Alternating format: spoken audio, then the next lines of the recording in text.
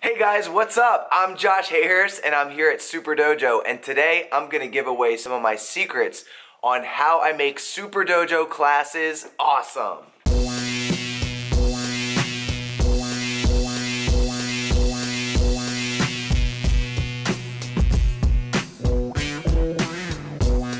Okay, so here's how it's going to work. I'm going to review some clips from our last Wednesday's class and just show you some details on why it was different or why it was special and why it worked so well. All right, let's get started.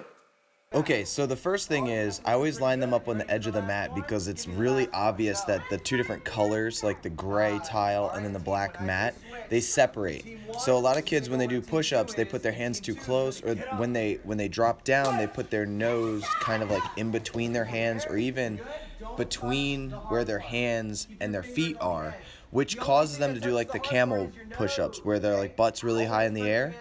So what I do is I set it up like this, and then when they touch their nose, it goes down to the tile, and their fingertips are on the edge of the black. And what this does is it creates this thing that just helps them learn. It's like a teaching tool. Sometimes I call it a gimmick, because what we do is disguise this fun, weird type of way to practice push-ups, but really, I'm just getting them to do like a million push-ups and making it interesting. So that makes it even more fun. Man, look at their faces. They're like pumped up. They're like, I got this.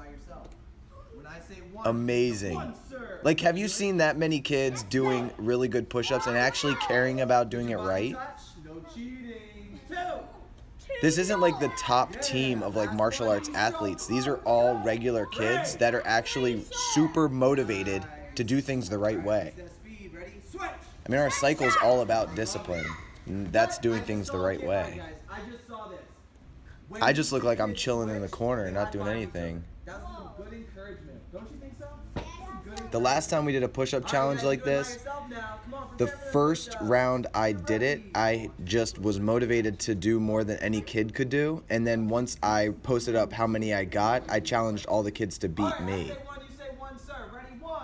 A lot of kids did beat me. I mean, mine was like 125 in 8 rounds of Tabata, which is like 12 every round, and then the last round I think I did 25. I think it was 125. I might be wrong. But anyway, I put that score up there, and a bunch of kids did beat me. Doing this switch thing just gives them a little bit more space, and if they're not that good at push-ups, it allows them to take a break. Our goal is that they won't be using a jig or a gimmick like this. They'll be able to just get that proper technique based on muscle memory. I love the encouragement from the other kids too. Like, they smack each other's feet, keep it up. They give each other high fives and stuff. Really cool. And then it's more important that they do like 1 or 2 really good push-ups as opposed to getting like 100. Sometimes kids are like, I did 45 push-ups. And I'm like, all right. I'm always kind of indifferent to the amount that they were able to do. And I care more about seeing them at that low position and then like their arms shaking and they're struggling and their facial expression, and then they get up. Like, that effort is what makes me happy, not necessarily the number, because everyone's different. Okay, so the ending to the warm-up in class will be like this. First thing we're going to do, review what we spent the whole class learning on Monday, but we have to do it in a fun way that's just quick, and just like I said, it's a review. Then we're going to stretch out, and I almost always use a kid leader so that we could develop their own personal confidence. After that, I create a spectacular demonstration on what is the big lesson physically that the kids are going to learn today. Okay. Let's get into it. I have a lot of resources that have inspired or educated me on the best teaching methods. The 2 best are Roland Osborne's Millennium Training and Cesar Millan's book, Caesar's Way. I bet you didn't think I was gonna say that, did you? Okay, so the first thing you do is that I lead by example by doing it in the air. Now, I understand that not every kid's gonna get it this way, but the fast ones will. We'll take care of them first and get to the kids that need more help in the next round. Notice that there is no music.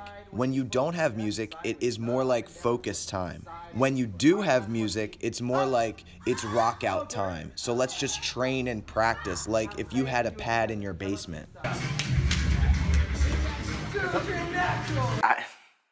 Okay, stop the video for a second. Before I even explain this next part, you have to understand that line drills are so boring for like 90% of the kids in class. The reason that most instructors do line drills is because they don't know any other teaching platform. Line drills are something that is special and you have to use it just like a specific tool in your toolbox. If you have a big old nail, you're not going to use a screwdriver to bang it in. Line drills are used for a very specific purpose. Let me explain the pros and cons of line drills and why I chose to do a line drill in this specific class. Okay, so here's why line drills are good. The kids that are bad at a certain technique or they're new, they get extra attention because only 4 kids are doing the move at a time. The kids that are already good at the technique get to come up individually and get personal attention. So those kids get to show off a little bit. Okay, but the cons to a line drill are that the kids in the back have nothing to do. And they shouldn't have to stand still. Back in the day, an instructor told us that we should do a call and response like this. Bodies in motion, and then the kids would say, "Stay in motion, sir," which means during a 5-minute line drill, those students are gonna have to be doing jumping jacks or running in place for 5 minutes straight, which is boring and it's repetitive. And when you repeat stuff like that, it does not add value to your class. It makes it boring. Kids should not have to stand still the whole time. They should be able to have an adventure and they're curious about stuff. They should be able to use their imagination and be active and have fun and stuff that they want to do that are interesting. Now, another con to a line drill is that the instructor is going to be working overtime.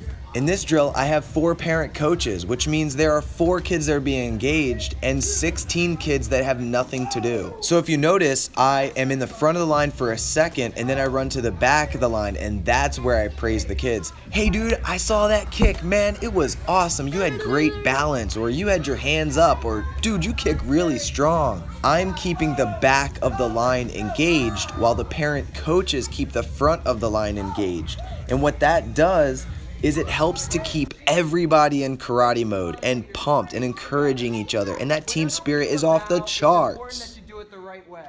Kids, when I say go, you need to get your own mom or dad to come out on the mat.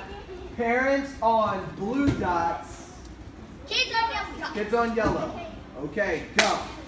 Now we've got the parents out on the mat. Traditionally, this is bad. Instructors usually separate kids from parents for reasons, but I don't let tradition get in the way of common sense. If you want to know why I started teaching parents how to coach back in 2013, ask in the comments, and that's going to be the subject of a completely different video. When parents work with kids, it actually gives us more coverage. So the parents are holding a pad for only 1 or 2 kids which are in class. That gives us an opportunity for every single kid to be working out the entire time. This is so much better than a line drill. Now, we understand that parents aren't just training dummies. They're not wave masters. They have coaching capabilities. So instead of just making them hold pads aimlessly, we actually give them coaching strategies so that they can help make their kids better. We never miss an opportunity to give the parents some type of strategy that they can personally help their kid get better, because no one loves their kids more than them. I've noticed in a lot of people's Instagram posts that instructors are starting to get a lot of parents to come out on the mat and hold targets. If you do that, you gotta give them some pointers. Don't just put them out on the mat aimlessly, because that's no fun for anybody. Okay, to end class, we finished with some spotlighting. Usually what we do at the end is some type of challenge, like how many kicks can you do in 30 seconds, for example. This time, I wanted to bring attention to a few kids that maybe tried their best, but I didn't really get a chance to spend an extra couple seconds and tell them how awesome they are. So I allowed kids to volunteer, and they came up with their mom or dad and slammed the target with their best round kick ever. Before that kid came up, or any kid came up, I prepped the team. If a kid does an awesome job, you gotta cheer for them like a rock star, and that's why they got so many screams and crazy noises too. But all that noise just adds up to "you are awesome." So on that note, we finished class up. I gave all of our announcements and, you know, all that boring stuff, and at the very end of class, I motivated the kids to introduce themselves to the new kids in class, because that is really what makes you a champion. Before all the kids leave, they do a bow, they say "thank you, sir," to me, then we put our hands in the middle, 1, 2, 3, champions. right, guys, I say 1, 2, 3, you give me a champions. Ready? 1, 2, 3, champions! Dismissal. Alright guys, thanks for watching this video, and if you liked it, go ahead and hit that like button or share it too. That's even better. And if you're watching this on YouTube, go ahead and comment below with your favorite part. Alright, I can't wait to make another one so you guys can watch it. So I'll see you in the next video.